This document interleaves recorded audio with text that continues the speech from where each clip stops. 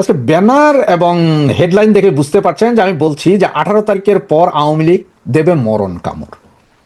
এটা কেন বলেছি এবং ঘটনাটা কি এই বিষয়ে আলোচনা করব, তার আগে একটু আপনাদের কাছ থেকে একটা মিনিট সময় চেয়ে নিচ্ছি, কিছু বিষয় একটু পরিষ্কার করে দেই। আর যদি পুরো ভিডিওটা না শুনেন তাহলে আপনারা সকলে বলবেন যে মিস ইনফরমেশন আবারও, কারণ ইনফরমেশন থাকে পুরো ভিডিওটা না শুনে এক লাইন শুনেই আপনারা চলে যান এটা কনক্লুশনে যে সব বুঝে ফেলেছেন। গতকালকের যে ভিডিওটা করেছিলাম যে শেখ হাসিনার সাথে আপনার আমাদের জননেত্রী মাননীয় প্রধানমন্ত্রী শেখ হাসিনার সাথে কথা বলেছেন আমেরিকার কূটনীতিক, সেটাতে আপনারা অনেকেই বলছেন মিস ইনফরমেশন।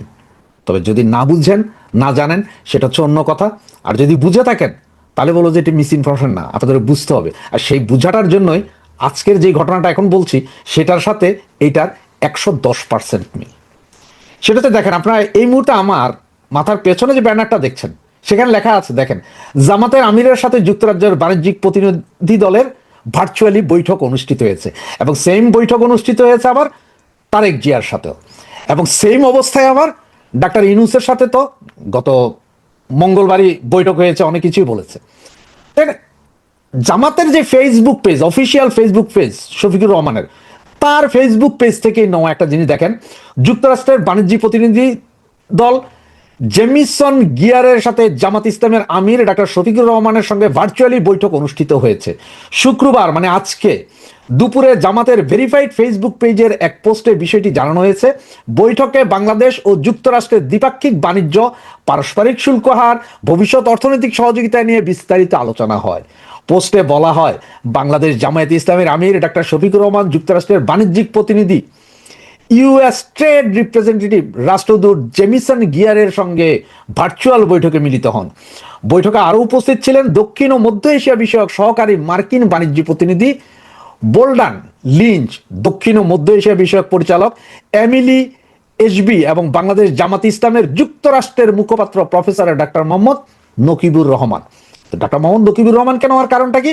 কারণ হচ্ছে যে সম্ভবত, আমি 100% শিওর না, সম্ভবত হয়তো কারণ আমেরিকান ইংলিশ হয়তো আমাদের শফিকুর রহমান সাহেব খুব একটা ভালো বলতে পারেন না, বা হয়তো ভালো বুঝতে পারবেন না, হঠাৎ করে কোথায় কি বলে দেবে, এই জন্য আরেকজন ব্রিটিশ নিয়েছেন যিনি বাঙালি এবং ভাষা ইংলিশ ভাষা বা এটা ভুল কিছু না, এটা কোনো অন্যায় করেননি এই জন্যে। এখন ওনার সাথেও কথা বলেছেন, আবার তারেক জিয়ার সাথেও কথা বলেছেন, এবং আপনার এর আগে আমরা বলেছি যে মঙ্গলবারে আমাদের উপদেষ্টাদের সাথেও কথা বলেছেন, তার আগে শেখ হাসিনার সাথেও মার্কো রুবিও কথা বলেছেন। এখন আপনারা বলতে কেন কথা বলবে, কি কথা? হ্যাঁ ভাই, এবার আসেন। আপনারা সকলেই জানেন যে 12 তারিখে একটা নির্বাচনের আয়োজন করা হচ্ছে। এখন এই নির্বাচন হবে কি হবে না সেটা নিয়ে কিন্তু টেনশনে আছে আমেরিকা। আবার এই নির্বাচন হয়ে গেলে এই গভর্নমেন্ট সাস্টেন্স করতে পারতেছে কিনা, এই গভর্নমেন্ট এই নির্বাচন ধরে রাখতে পারবে কিনা সেটাও সন্দেহ আছে। যার কারণে 3 দল, আওয়ামী লীগ, বিএনপি এবং জামাতের সাথে এই কথাগুলো।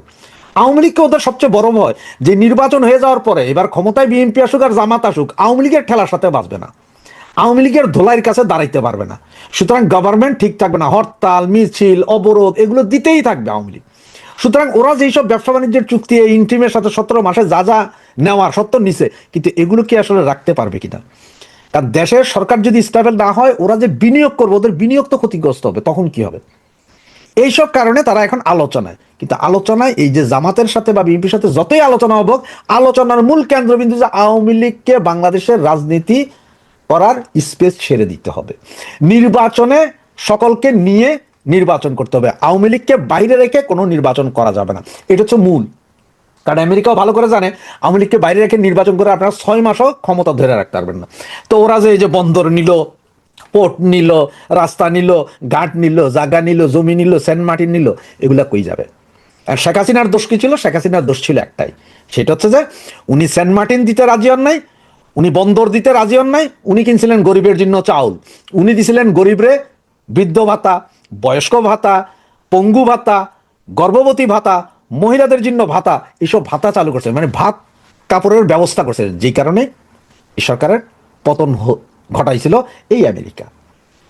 2024-এর আগে কিন্তু আমেরিকা একবার ক করছিল, এটা আপনাদের নিশ্চয় সকলের খেয়াল আছে। ওই সময় কি ছিল জানেন? ওই সময় আওয়ামী লীগ সরকারকে বলা হয়েছিল যে আওয়ামী লীগ সরকার এই যে সাগরের ভেতরে যে 12টা জোন যেখানে গ্যাস তেল গ্যাস উত্তোলনের যে কাজ, মানে এখানে তেল গ্যাস কি পরিমাণ আছে, উত্তোলন পেলে উত্তোলন কারা করবে, এগুলো নিয়ে একটা আলোচনা ছিল। আমেরিকার খুব ইচ্ছা ছিল যেগুলো সবগুলোর কাজই তারা দায়িত্বে পাবে। আওয়ামী লীগ সরকারও ইলেকশন আছে, সুতরাং ওই সময় কিছুই বলে নাই।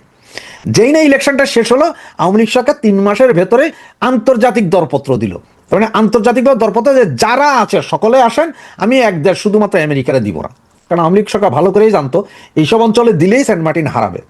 আর এটাই আমেরিকান গভর্নমেন্টের উপরে লেগে গেছিল বিশাল আতঙ্ক যে কিরে আন্তর্জাতিক দরপত্র দিলে অন্যান্য ইয়েরা যদি আসে, এই যে আপনার অন্যান্য দেশ যদি আসে, এই দরপত্র তো ওরা টিকবে না, তাহলে তো ওদের সবকিছু হবে না। কারণ ওরা যদি পুরো ব্লকটা যদি ওরা পায়, তাহলে ওইখানে ওদের বিভিন্ন জাহাজ দরকার সাবমেরিন এনে রাখবো, দরকারে যে 7 ফ্লিট এনে রেখে দিব, কারো কিছু করার নেই, আমরা তো তেল গ্যাস উত্তোলন করছি, দেখছি খনন কাজ করছি। সুতরাং তখন আওয়ামী লীগ সরকারকে ফেলে দেওয়া ছাড়া তাদের কাছে আর কোনো উপায় ছিল না। কিন্তু ফেলে দেওয়ার পরে এখন ওদের ভয় হচ্ছে যে এই মৌলবাদী সরকার আবার কি করে, যদি মৌলবাদী সরকার আসে মানে হচ্ছে যে এটা এখন প্রি প্ল্যান যে এই মৌলবাদীদেরকে আনবে হচ্ছে যে ইন্ট্রিম, তার কারণটা, এবং ইন্ট্রিম যে ইলেকশন করতে চায় না, বা ইলেকশন যদিও বা কোনোভাবে হয়, তারা আবার এই মৌলবাদীদের যারা গ্যাঞ্জাম লাগায় রাখবে, তার একটা মূল উপাদান দেখেন। গতকালকে কি করলো একজন উপদেষ্টা, তিনি আবার আমাদের জাতীয় নিরাপত্তা উপদেষ্টা, ওনাকে নিয়ে বিমানের ডাইরেক্টর করা হইলো। ভাই, একজন উপদেষ্টা মানে মন্ত্রী, ডিরেক্টর হয় আমরা শুনছি কখনো এমপি বা এমপিও না, এরকম লোকজন ডিরেক্টর হইতে পারে। একজন মন্ত্রী পদমর্যাদার উপদেষ্টা, উনি কেন বিমানের ডিরেক্টর হবেন? আবার নির্বাচন কমিশনের সচিবকে কেন চেঞ্জ করে বিমানে দিতে হবে? নির্বাচন কমিশনের সচিব হঠাৎ করে 1 মাস নেই নির্বাচন, তার আগে সচিব চেঞ্জ, তো নতুন সচিব এসে বুঝবো কি? আপনি যখন একটা নতুন বিয়ে করলো, ওই মাইয়ার চরিত্র বুঝতে, ওই মাইয়া কি চায় কি না চায় এটি বুঝতে যেমন সমস্যা, মেয়েরাও সেম, যে একটা ছেলেরা হঠাৎ করে বিয়ে কইরা আপনারা যেমন বুঝেন না, বুঝতে পারেন না যে এর কি পছন্দ না পছন্দ, ওই নাকি জানা ছেলেরা বুঝে না মেয়েদের কি পছন্দ না পছন্দ, সেম কাহিনী হচ্ছে যে এই নির্বাচন কমিশনের সচিব হঠাৎ করে চেঞ্জ করে 1 মাসে, তো ওই বেটা এসে বুঝবে কি? ও তো কিছু বুঝবে না। আবার ওই সচিব নির্বাচনের সাবেক সচিবকে নিয়ে গেছেন কোথায় আপনারা? বিমানে। আবার জাতীয় নিরাপত্তা উপদেষ্টাকে বিমানের, বাংলাদেশ বিমানের ডিরেক্টর করেছেন কেন ভাই? উনি তো মন্ত্রীর, উনি তো একজন ডিরেক্টর চেয়ে অতি উচ্চ পদে। তাহলে এইসবগুলো তো এগুলো সব করাচ্ছে যে আসলে যে 12 তারিখ ইলেকশন হবে তার একটা নমুনা। এবং 1/11 সময় আমাদের কাছে নজির আছে, 10 দিন আগেও টোটাল নির্বাচনও বাতিল হয়েছে, উপদেষ্টা পরিষদও বাতিল হয়েছে। এখন আমেরিকা কেন তাইলে ফোন দিচ্ছে? আমেরিকা ফোন দিচ্ছে সকলকে, যে সবার সাথে কথা বলতেছে, ভাই দেখেন এর ভিতরে এখন আওয়ামী লীগ, ওই যে ব্যানারে দেখলেন যে 18 তারিখের পরে আসছে মরণ কামড়। ভাই এটা আমি বলতেছি না মরণ কামড়, আমি কোত্থেকে বলবো? আমি ক্ষুদ্র ছোট মানুষ, আমি তো আওয়ামী লীগের নেতা না, বা আওয়ামী লীগের কোনো নেতাও বলে নাই যে আপনার 18 তারিখের পরে বিশাল মরণ কামড় দিবে, আন্দোলন হবে। এটা বলছে কারা ভাই? গোয়েন্দা সংস্থা, বাংলাদেশের গোয়েন্দা সংস্থা বলছে ভাই বিশাল আন্দোলন হবে। এখন বিশাল আন্দোলন হয়, তাইলে 12 তারিখের নির্বাচনের আগে হয়তো এই বিভিন্ন কেন্দ্র, ভোট কেন্দ্রগুলো জ্বালাও পোড়া হইতে পারে। ভাই এটা আমি বলছি না, জ্বালাও পোড়াও হইতে পারে, মানে জ্বালাইয়া পোড়াইয়া দিতে পারে। এটাও কারা বলছে? গোয়েন্দা সংস্থা। তো এখানে তো আওয়ামী লীগ কি ভাই জ্বালাও পোড়াও করে? কখনো কখনো করে না, ঠিক না? 96 সালের ওই যে ইলেকশন মনে আছে তো, বিএনপি আওয়ামী লীগ করছিল, পাবলিক করছে ভাই। পাবলিক যদি আন্দোলন করে, পাবলিক যদি জুতা পিটা করে এই ছাত্রদেরকে, পাবলিক যদি বিভিন্ন ভোট কেন্দ্র জ্বালাইয়া দেয়, পাবলিক যদি বিভিন্ন নেতাদের ধৈরা দিগম্বর করে ধোলাই করে, না আমার কি করার আছে ভাই? আওয়ামী লীগের কি করার আছে? সুতরাং এই যে মরণ কামড়, মরণ কামড় ওরা বলতেছে যে আওয়ামী লীগ মরণ কামড় দিবে। এখন আওয়ামী লীগ দিবে নাকি জনসাধারণ? আসলে জনসাধারণ বলতে ওরা ভয় পায়, কারণ জনসাধারণের 90% এখন আওয়ামী লীগ। যেই বেটা এর আগে আওয়ামী লীগ করতো না, সেও কাজে এখন আওয়ামী লীগ ভালো। যেসব মহিলাগুলো আগে বলতো না, আগে বলতো যে আওয়ামী লীগ খারাপ, তারাও এখন কাজে আওয়ামী লীগ ভালো। মহিলাদের এখন সমস্যা হয়েছে না। এই যে হাইকোর্ট রায় দিয়ে দিল ভাই, দুই বিয়া, মানে প্রথম বউয়ের অনুমতি লাগবে না দ্বিতীয় বিয়ে করতে, আবার তৃতীয় বিয়ে করলে দ্বিতীয়টা তো প্রথম হয়ে যায়, সেটারও অনুমতি লাগবে না। তো মহিলারা এখন চিন্তা করতে আয় হায়, আগে পাইতাম না, আগে যাও একটা ভাতার পাইতাম, এখন তো দেখি লাঙ্গের আশা করে ভাতারও গায়েব। মহিলারাও এখন বিরোধী। আবার যদি সরিয়া আইন হয়, বেত্রাঘাত পাছার উপরে যদি চলে দৌড়া, তাহলে তো আবার সমস্যা না। তো এই সব কিছু মিলে পাবলিক খেপারেছে, পাবলিক খেপায়, পাবলিক আসলে মূলত হচ্ছে যে পাবলিক, এরা বুঝতেছে যে পাবলিক হয়তো 18 তারিখের পরে বিভিন্ন জায়গায় নেমে যাবে। ওই যে যেমন জুলাই আগস্টে যেরকম পাবলিক নাকি বিভিন্ন জায়গায় জ্বালাই দিছিল, উল্টাই দিছিল, সেরকম হয়তো পাবলিক আবার জ্বালাই দিতে পারে, উল্টাই দিতে পারে, ঝুলাই দিতে পারে। এই কারণে এখন বলতেছে যে আওয়ামী লীগ করবে। কারো তো নাম দিতে হবে, এটা তো যদি বলে যে পাবলিক, তাহলে এটা শরমের বিষয় না ভাই? তো সেটা আমি বলছি না, গোয়েন্দা সংস্থা বলছে যে আওয়ামী লীগ মরণ কামড় দিবে, ইলেকশন তো টোটালি ভন্ডুল হয়ে যাবে।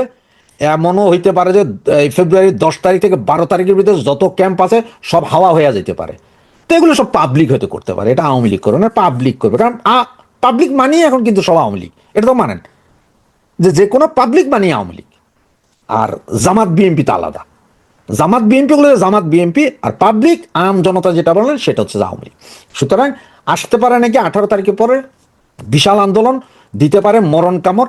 এমনও হইতে পারে যে আওয়ামী লীগ নেতারাও হয়তো বিভিন্ন জায়গায় আছে, যারা এখন আছে বাংলাদেশে, যাদেরকে আমরা জানি যে বাইরে, তারাও হয়তো বাংলাদেশে।